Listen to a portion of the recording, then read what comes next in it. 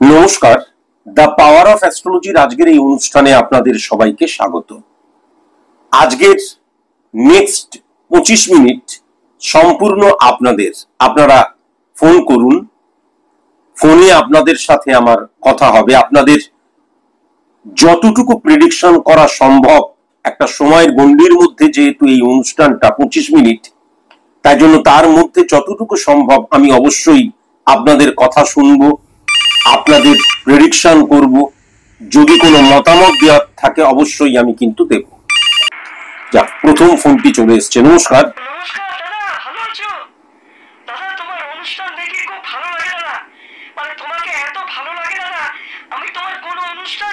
শোন, তোর যে সম্পত্তি রয়েছে না, বাবা যেগুলো দিয়েছে, মা যেগুলো দিয়েছে, তোর যে সম্পত্তি আছে, আমি তো তোর দাদা, সুতরাং 60% আমাকে দিস আর 40% তুই নিস। বুঝতে পারলি? তোর যে সম্পত্তিটা রয়েছে তার 60% আমাকে দিস আর 40% তুই নিস। আমি তোর দাদা বলে কথা, তাই জন্য। তুই কবে আমার বাড়িতে আসছিস? তুই জানিস তো আমার বাড়িটা কোথায়? অ্যাড্রেসটা বল তো। অ্যাড্রেসটা বল। আমি তো তোর দাদা। আসলে তোমাকে ভীষণ স্যার আপনাকে ভীষণ ভালোবাসি তো।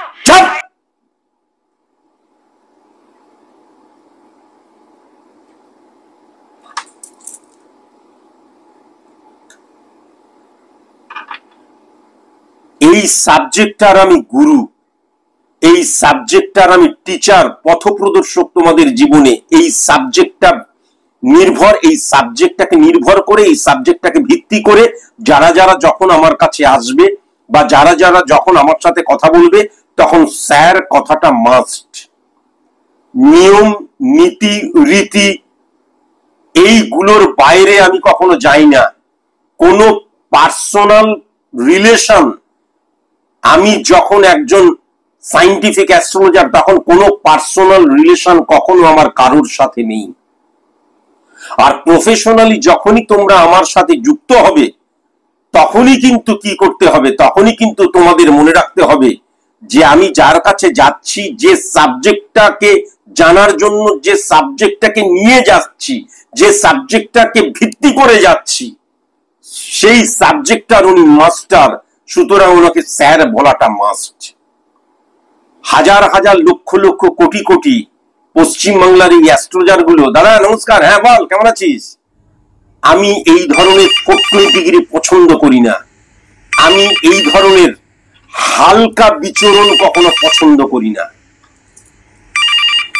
আমি আরো অনেক কথা বলতে পারলাম, বললাম না, যেহেতু অনেক ফোন আসবে, বেশি কথা বলতে গেলে টাইম নষ্ট হয়ে যাবে, তাই নমস্কার।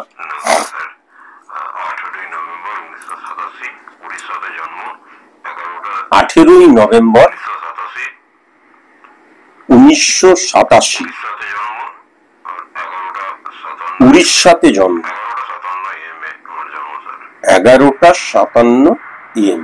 11:57 AM। 11:57 AM।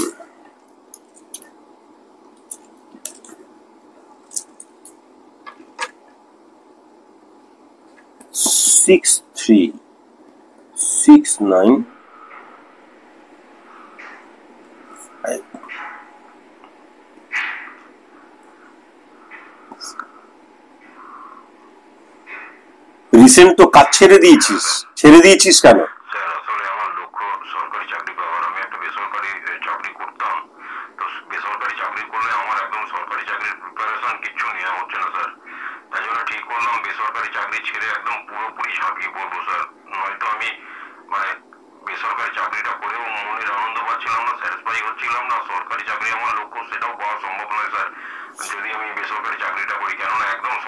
শোন, যেটা লক্ষ্য করা যাচ্ছে তোর কিন্তু সরকারি চাকরি আছে।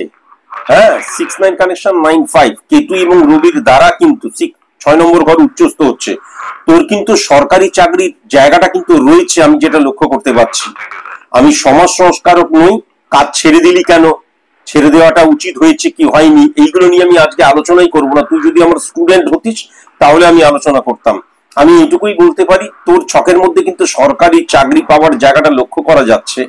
এখন পশ্চিম বাংলায় সরকারি চাকরি পাওয়ার মতন উপযুক্ত পরিবেশ বা সরকারি চাকরির জন্য ক্যান্ডিডেট নেওয়া হচ্ছে কিনা এই ব্যাপারগুলো আমি কোনো আলোচনা করব না।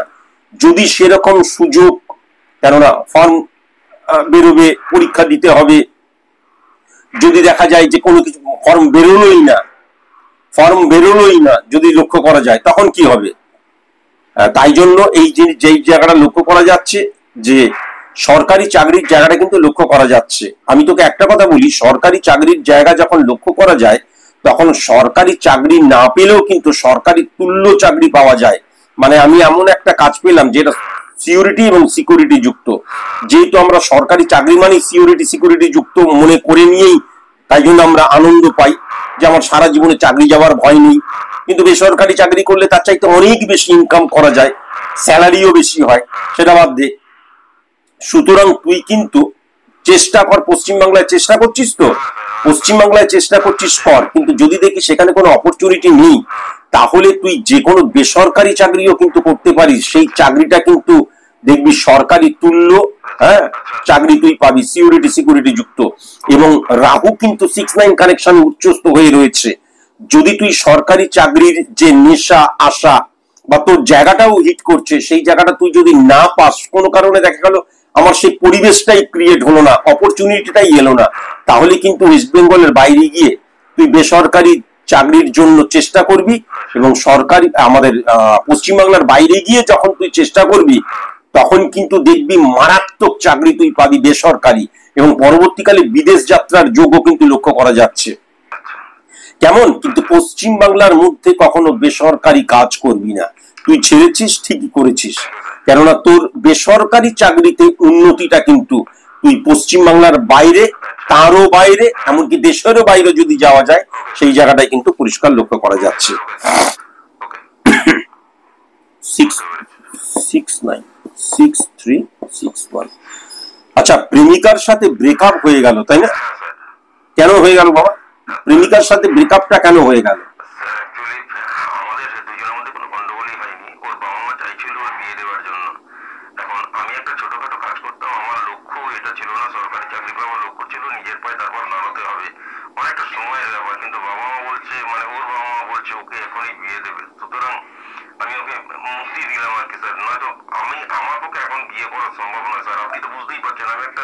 চাকরি ছেড়ে এখন একটা নিজের লক্ষ্যের পেছনে দৌড়াচ্ছি। আমি কবে সরকারি চাকরি পাবো, কবে নিজের পায়ে দাঁড়াবো, এটা তো এখন পর্যন্ত ঠিক নেই স্যার। তাই জন্য এই প্রেমটা, কেননা ওর বাবা আমাকে বিয়ে দেবে। যাই হোক, ঠিক আছে, যাই হোক। স্যার আমি বলছিলাম যে আপনি তো জ্ঞানের ভান্ডার, আমি একটা ডিকশনারি বলা যেতে পারে, তো আপনি এমন কিছু বলুন স্যার যাতে আমি শিক্ষা লাভ করি স্যার, আমার ভীষণ প্রয়োজন। আপনি এমন কিছু বলুন স্যার, আপনি তো খুব মানে সহজভাবে আপনি সমস্ত কিছু বোঝাতে পারেন স্যার। আপনি এমন কিছু, তোর তো দাদা আছে, লক্ষ্য করতে পারছি, তাই তো? সে তো বাঘ আমি দেখতে পাচ্ছি। তুই স্বীকার করলে তো চলবে না, সে বাঘ আমি লক্ষ্য করতে পারছি, আর তুই একটা কুকুর আমি লক্ষ্য করতে পারছি। শোন, তোর যিনি দাদা তিনি বাঘ আমি লক্ষ্য করতে পারছি, আর তুই কুকুর আমি লক্ষ্য করতে পারছি।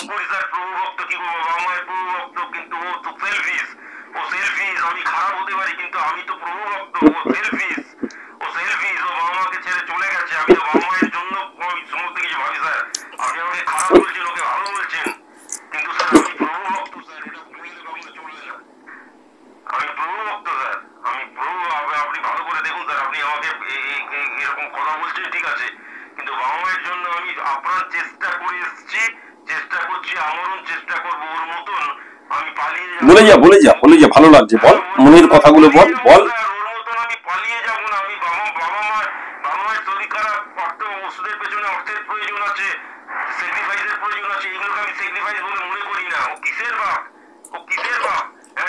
শোন বাবা, তুই আমাকে বললি জীবনের শিক্ষা দেওয়ার জন্য, মনে রাখিস আমি তোর দাদাকে বাঘ বললাম, বাঘ কিন্তু একটি পশু।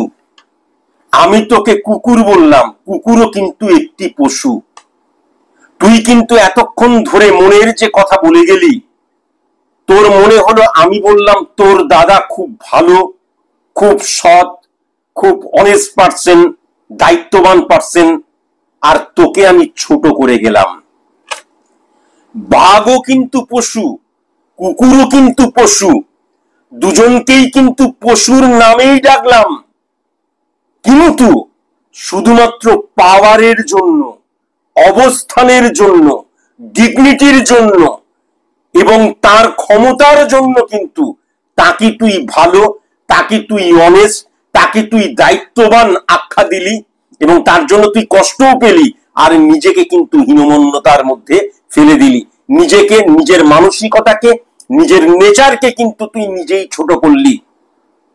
তাহলে মনে রাখিস, এই দুনিয়াতে, এই পৃথিবীতে ক্ষমতাবান মানুষেরাই কিন্তু পূজিত হয়। মানুষ, সাধারণ জনগণ এই ক্ষমতাবান মানুষকেই কিন্তু বিশ্বাস করে। যারা সাধারণ অর্ডিনারি খেটে খায়, তারা যতই অনেস্ট হোক, তাদেরকে কিন্তু জনগণ একদম 100% চোখ বন্ধ করে বিশ্বাস করে না। এই জীবনটা, এই সমাজটা, এই রাষ্ট্রটা, এই দেশটা, এই পাড়াটা, এই ঘরটা তার যে ক্ষমতাবান। সফল হতেই হবে তোমাকে, সফল না হলে তুমি কখনো ক্ষমতাবান হতে পারবে না। কোন ব্যর্থ মানুষ আজ পর্যন্ত কখনো ক্ষমতাবান হয়নি, এটা কিন্তু অবশ্যই মাথায় রেখো। অবস্থান, সিচুয়েশন তোমার ভ্যালু নির্ধারণ করবে, এটাও কিন্তু অবশ্যই মাথায় রেখো।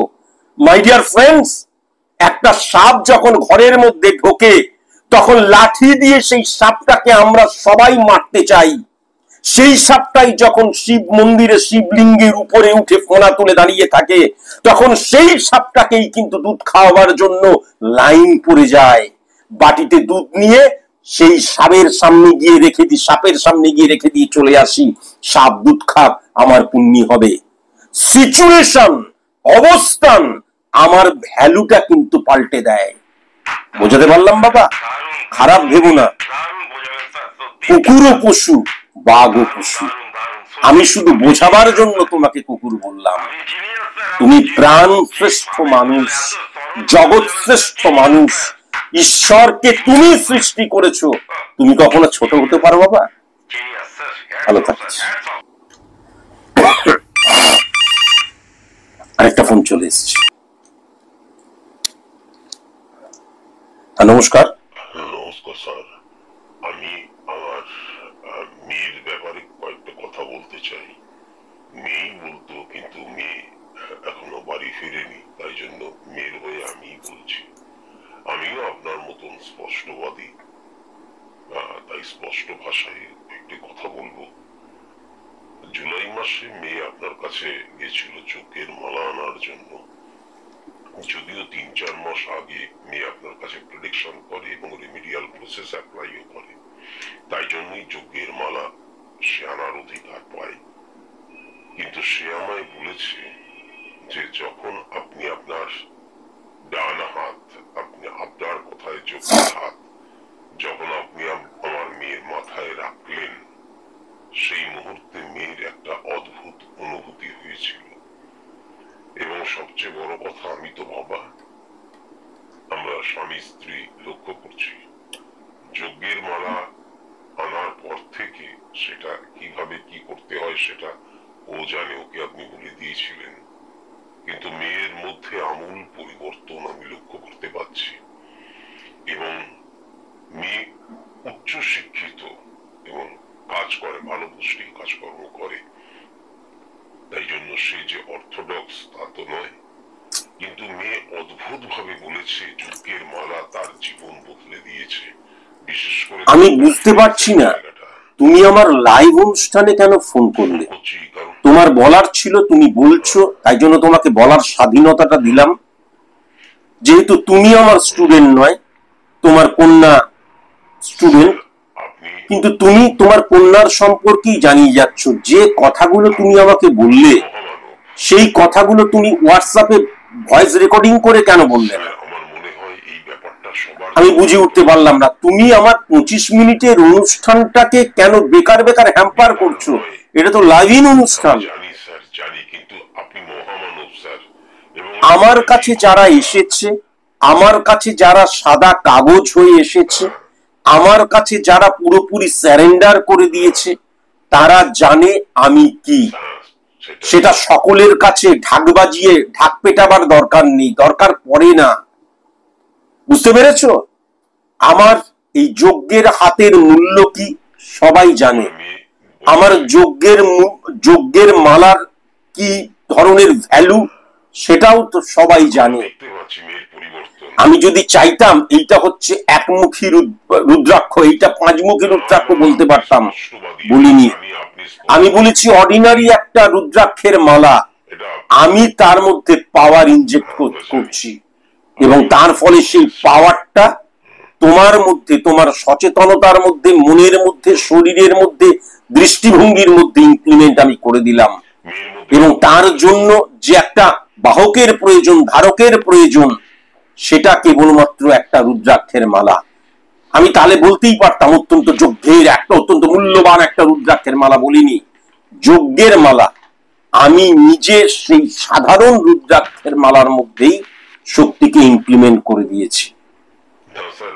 মানুষ যদি না জানে তাহলে মানুষ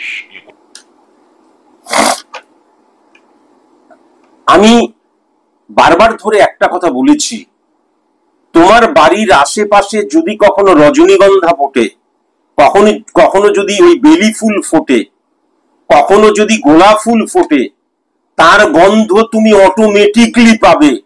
জানো তো, আমার বাগানে কিন্তু 4টে গোলাপ ফুল ফুটেছে, বলার প্রয়োজন হবে না। তুমি বাড়ির পাশে যদি গু ফেলে দিয়ে যাও, তাহলে কিন্তু বাড়ির পাশে গু ফেলা রয়েছে, বলার প্রয়োজন হবে না, অটোমেটিকলি গন্ধ পাওয়া যাবে। পচা কোনো জিনিস যদি ফেলে দিয়ে যাও, অটোমেটিকলি গন্ধ পাওয়া যাবে। তাই মানুষ কেন আসছে? চ্যানেলের মানুষেরাই আমার চেম্বারে এসে বলে এখন তো এত বাজার খারাপ, তবু আপনার কাছে আসছে। তার কারণ জনগণ কিন্তু বোঝে কোনটা গুয়ের গন্ধ, কোনটা আবর্জনার গন্ধ, কোনটা ফুলের গন্ধ, এটা কিন্তু বোঝে। কেমন? নমস্কার। নমস্কার স্যার, আমি বিজি থাকি, আমার খুব একটা অনুষ্ঠান দেখা হয় না, যখনই সময় পাই তখনই একটা অনুষ্ঠান দেখি। স্যার, আমার 3rd আগস্ট 1995 1:10 PM শিউরিতে আমার জন্ম স্যার। 3rd August. কত 3rd আগস্ট? 3rd আগস্ট আমার জন্ম। 3rd August? তুমি জানো 3rd আগস্টে কার জন্মদিন? না স্যার, আমার জন্মদিন স্যার। হ্যাঁ, তোমার তো জন্মদিন আমি জানি। তুমি জানো 3rd আগস্টে আরেকজনের জন্মদিন? কার জন্মদিন? না স্যার, সরি স্যার। তুমি তাকে কিন্তু চেনো, তুমি জানো? মনে করতে পারছি না স্যার। বেশ, তারপর? 3rd আগস্ট 1995 63 PM শিউরিতে আমার জন্ম।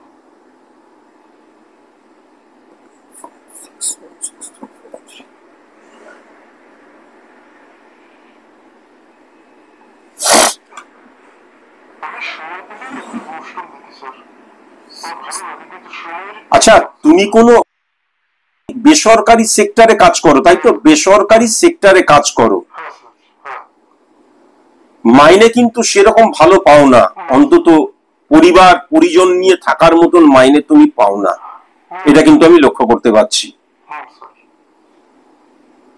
তোমার কিন্তু বসের সাথে একদম ভালো সম্পর্ক নয়। বসের সাথে তোমার যে ভালো সম্পর্ক নয়, তার কারণটাই কিন্তু তোমার কলিগসরা দেখবে, কিছু কিছু কলিগস তোমার নামে কিন্তু ওই ফুটকাটে বা পিএনপিসি করে বা মিথ্যে স্টোরি বানায়। এটা কিন্তু লক্ষ্য করা যাচ্ছে। তুমি যেখানে কাজ করো, অপোজিট সেক্স দ্বারা কিন্তু আক্রান্ত হওয়ার জায়গা বা তোমার যে উন্নতির জায়গাটা, সেটা কিন্তু ব্লকড হয়ে যাওয়ার জায়গা বা ডিক্রিজ হয়ে যাওয়ার জায়গাটা কিন্তু লক্ষ্য করা যাচ্ছে। তোমাকে একটা কথা কিন্তু আমি অবশ্যই বলবো, কেউ কোনো কিছু অপরাধ করছে, কেউ কোনো কিছু খারাপ করছে, তুমি তো সাধারণ একজন কর্মী, তোমার মতন কর্মীরা রয়েছে, তোমার নামে কেউ কিছু বলছে, তোমাকে একটা কথা কিন্তু অবশ্যই মাথায় রাখতে হবে যে আমি তৎক্ষণাৎ কিন্তু রিয়াকশন কখনো যেন আমার মধ্যে না চলে আসে।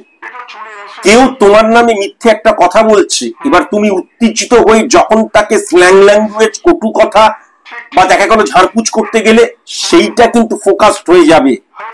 প্রফেশনাল ফিল্ডে কখনো কোনো মতেই কিন্তু মাথা গরম করা যাবে না।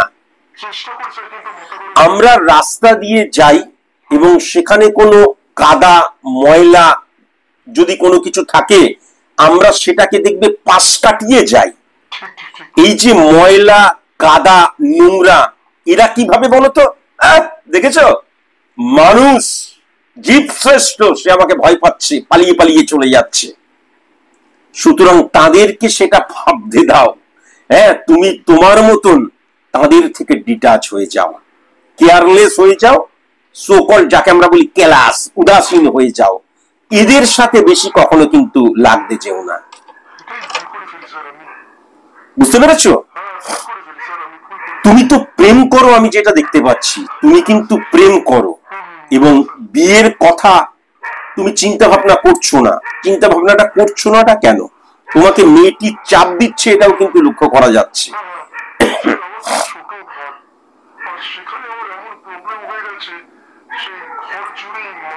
দাঁড়াও দাঁড়াও, আরেকটা কথাও তোমাকে আমি বলি। আমি কিন্তু তোমার মা খুব অসুস্থ এবং একদম বেডে চলে যাওয়ার জায়গাটাও মারাত্মক ভাবে লক্ষ্য করতে পারছি। তোমার মা কিন্তু খুব অসুস্থ, বেডে চলে যাওয়ার জায়গাটাও লক্ষ্য করতে পারছি এবং তোমার মাকে কিন্তু ট্রিটমেন্ট করা হচ্ছে না, সেটাও কিন্তু লক্ষ্য করতে পারছি। বলো, তুমি এবার কিছু বলতে চাইলে বলো।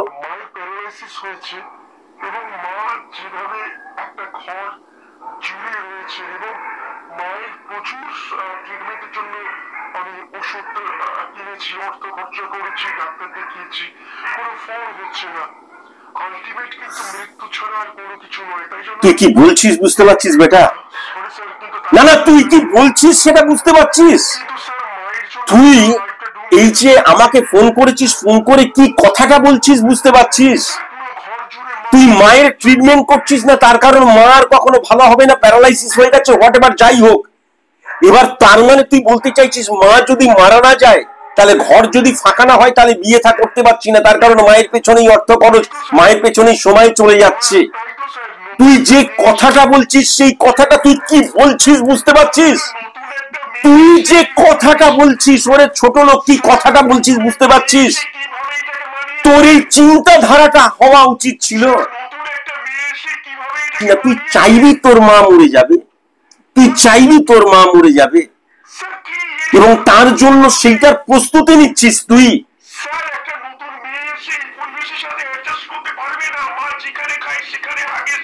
তুই একটা ভুল কথা বলছিস, ভুল চিন্তা করছিস, চিন্তাধারা তার, সেটাকেও তুই মেনে নিচ্ছিস। তুই আমার কথা শুনে একটিবারের জন্য মনে করছিস না যে তোর চিন্তাধারাটা ভুল, আরেকবার ভেবে দেখা উচিত।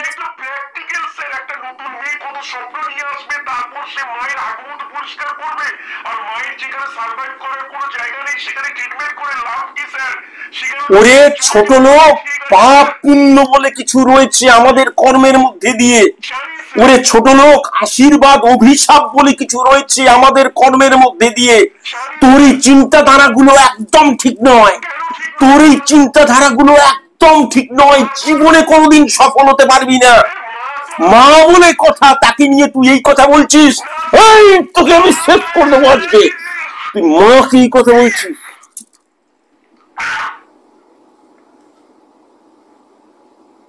তুই জানিস না আমি কে, তুই জানিস না তোর এই চিন্তাধারা যদি তুই চেঞ্জ না করিস, তুই ধ্বংস হয়ে যাবি। আজকে আমি বলে রাখলাম।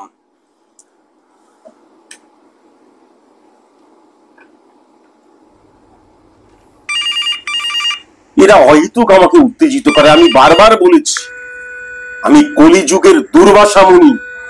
আমাকে রাগাস না, রাগিয়ে দিলে আমি শেষ করে দেবো তোদের।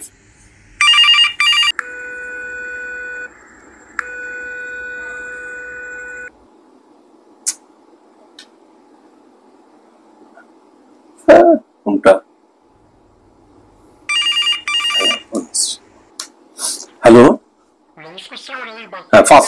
ফার্স্ট আর একদম সময় নেই, একদম সময় নেই। হ্যালো,